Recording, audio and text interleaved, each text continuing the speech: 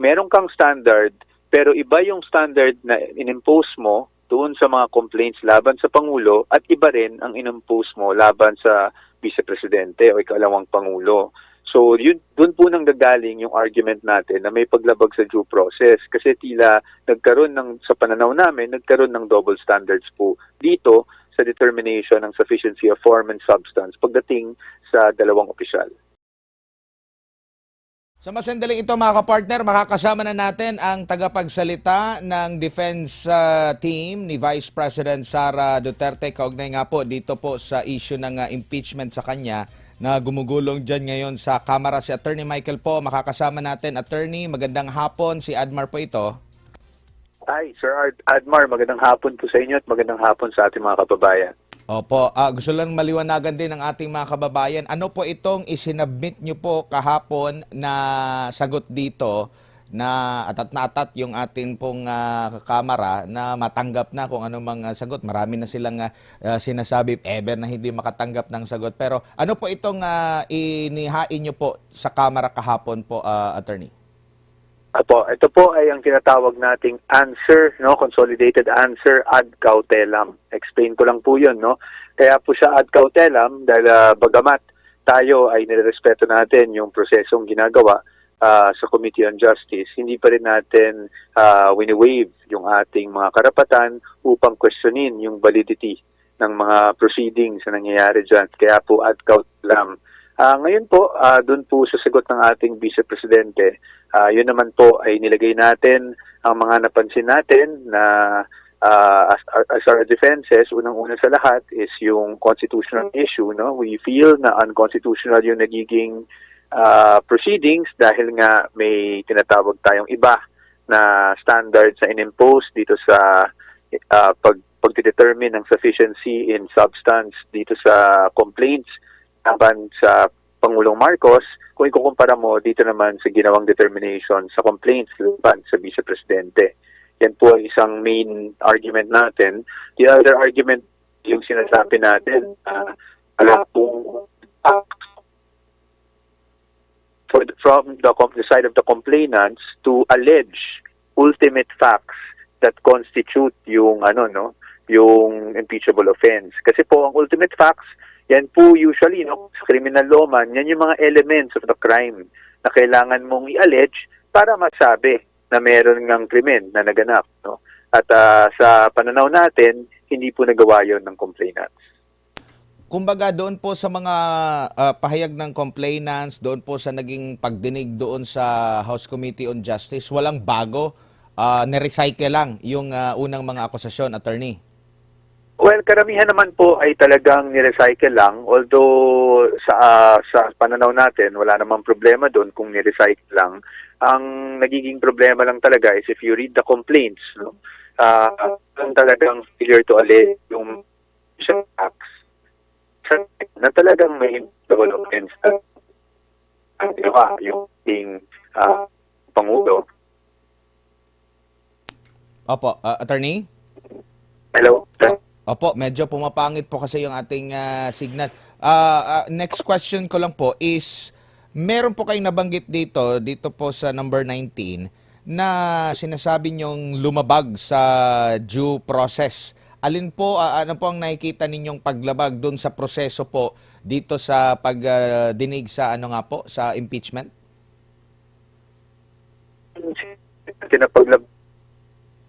Opo, balikan lang natin si Attorney, ayusin lang natin yung communication natin, no, para at least makuha din po natin ang panig po ng defense team, ay paliwanag po nila, no. So basically, nabanggit nga po ang numero 1 po nilang kini-question dito po mga kapartner.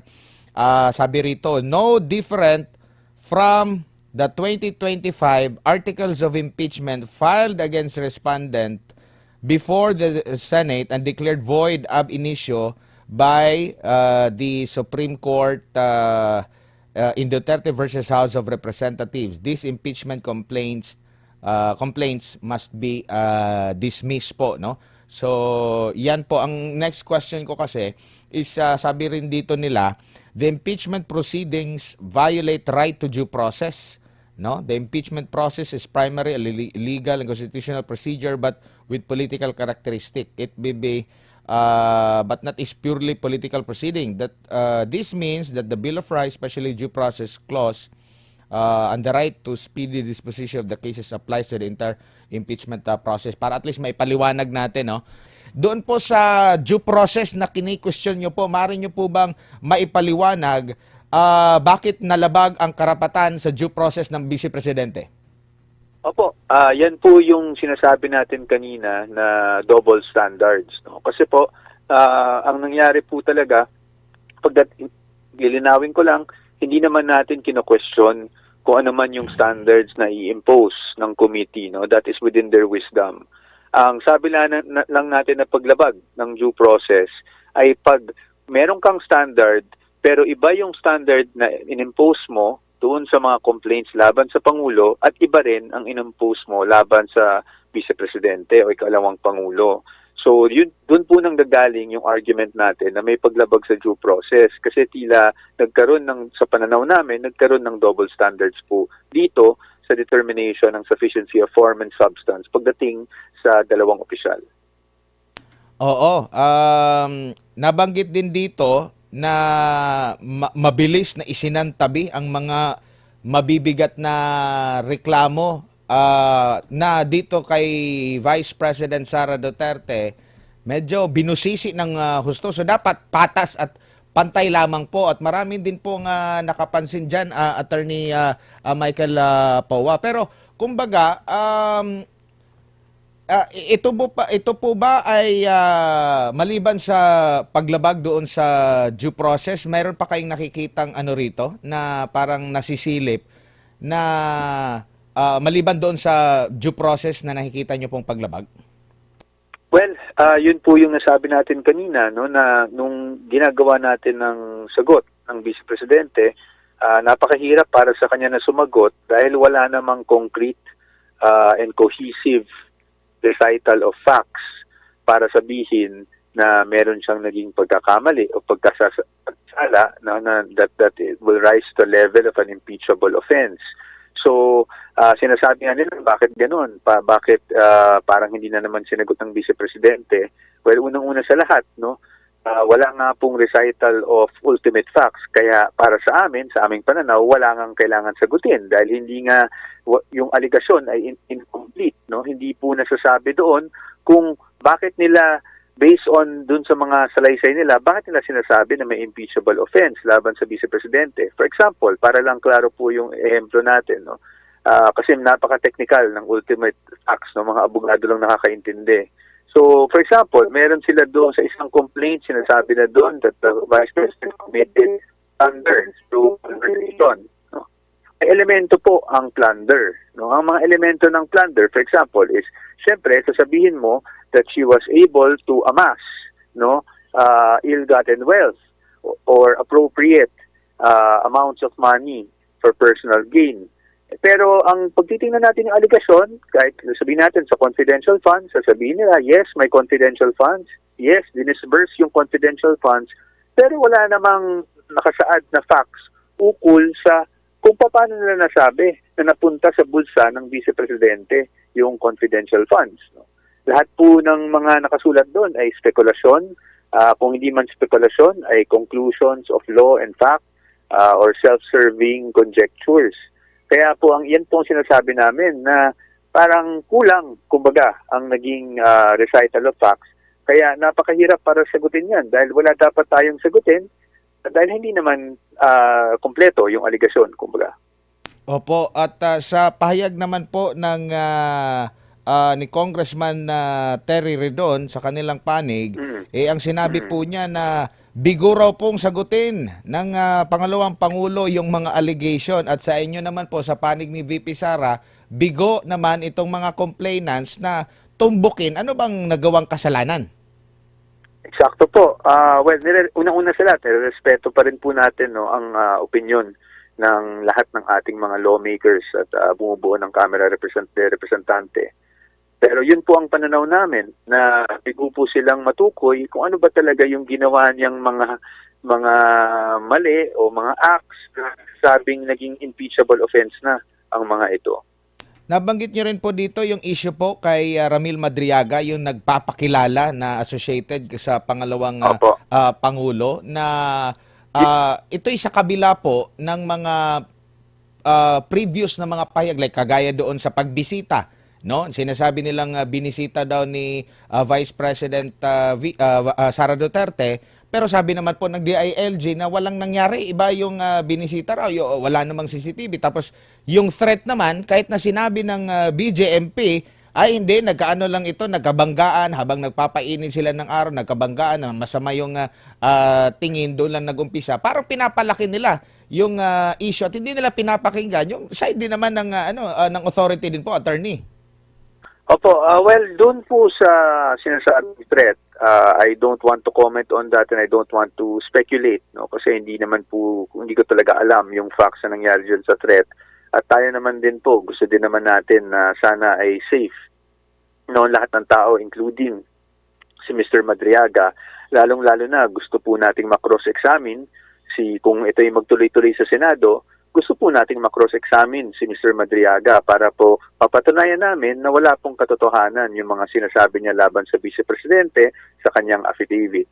Pangalawa, pag titingnan natin yung affidavit niya, talagang unsubstantiated po yung mga claims niya, no? Wala pong mga attachments, walang kahit ano nagpapatunay dun sa mga naging pahayag niya at salaysay niya sa kanyang affidavit. So sa atin, no, nakita naman natin, nag-file na ng kaso na perjury ang Vice Presidente laban sa kanya. So gusto din naman natin na safe po siya para ngayon ay mapakita natin sa taong bayan na pawang kasinungalingan yung mga sinasabi niyang naging koneksyon niya, relasyon, o anumang trabaho ang ginawa niya para sa Vice Presidente. Opo, mayroon po unang pahayag ang pangalawang Pangulo na fishing expedition lamang po dahil hindi nga tumbok, no? After sakali man po, no, kasi meron din silang request din po, no, na merong ipasubpina na mga dokumento. Sakali pong umusad at same pa rin na senaryo noong naghain sila. Kumbaga, una muna, nakikita nyo po rin po ba na magkakaroon pa ng patas sa hinaharap? Diyan muna sa Kamara, at if ever naman po na umusad, aprobahan ng nakararaming mga kongresista yung impeachment, muli po ba kayong dudulog sa Supreme Court ukol dito? Unang-una sa lahat, bilang abogado, Admar, I would like to trust the process pa rin, no? So, sa ngayon, despite statements being said that might seem bias or meron ng partiality, para sa akin, we need to trust the process and we need to give our lawmakers at lahat ng miyembro ng Committee on Justice and even plenary the benefit of the doubt, no, that they will be voting based on evidence, based on conscience, no. So sa atin, ayoko pong mag-cast ng any aspersions, no, laban sa ating mga lawmakers. Pero handa naman tayo kung sakaling dumating to sa punto, pupunta tayo sa Senado para sa isang trial. Dahil doon naman talagang labanan po nito, no, sa Senado. Ngayon po, pagdating naman sa issue kung may idudulong tayo sa Supreme Court, hindi pa po, of course, that's always a possibility, pero wala pa po ako masasabing definite sa ngayon. Siguro malalaman na lang natin kung makapag-desisyon talaga kami na merong talagang malaking bagay na dapat idulong sa Supreme Court, gagawin po natin. Doon naman po sa mga sinasabing mag-issue ng subpoena, yan naman po ay may powers under the rules ng House, no? May powers mag-issue ng subpoena. Pero kung naayon man o hindi sa batas yung subpoena, yan po ang titingnan naming mga abogado ng ating ikalawang Pangulo.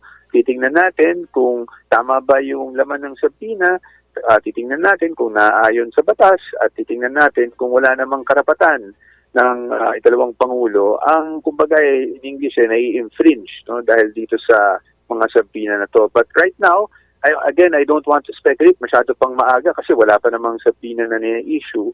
And I don't want to cast any aspersions against the Committee on Justice. Opo, after po nitong inyo pong pag-submit, ano pang inaasahan ninyo na hihilingin ng Kamara po sa inyo after dito? Pahaharapin na po ba? O ano pa ang ine-expect nyo po, Attorney? May mga narinig ako na magkakaroon ng mga hearings, magkakaroon daw ng mini trial. Although, siyempre po, ang posisyon natin ay hindi mini trial yan. Kasi under the rules, ang mga abogado ng Vice Presidente hindi pwede mag-cross-examine, no? So, sa amin, hindi yan mini trial. Ang trial talaga ay nasa Senado dahil sila naman ang talagang impeachment court. No? So, abangan lang natin ang mga pangyayari. Kami naman po, nakasubaybay din kami sa mga developments. Siguraduhin lang natin na maprotektahan natin ang mga karapatan ng Vice Presidente. Opo, dito po sa complaints na umusad po, wala naman po kayong pag-question, lalo na yung doon sa issue ng one-year bar rule? Sa ngayon po, of course, those things are always on the table. Pero sa ngayon po, wala pa po kaming planong idulong. Yan po ay mga bagay na imo-monitor muna natin, and if there's a need, of course, as lawyers, we will be the ones to advise the Vice President kung may kailangan man tayong idulong. Opo, siguro bilang panghuli na lang po, attorney, mensahe niyo na lang po, lalo na po sa mga naniniwala, nagtitiwala, mga supporter po ni Vice President Sara Duterte na naririnig nila itong mga issue pong ito, nagaganap ngayon sa gitna po ng krisis na kinakaharap ng ating bansa po. Opo, maraming salamat po. No? Unang-una sa lahat, nagpapasalamat po kami.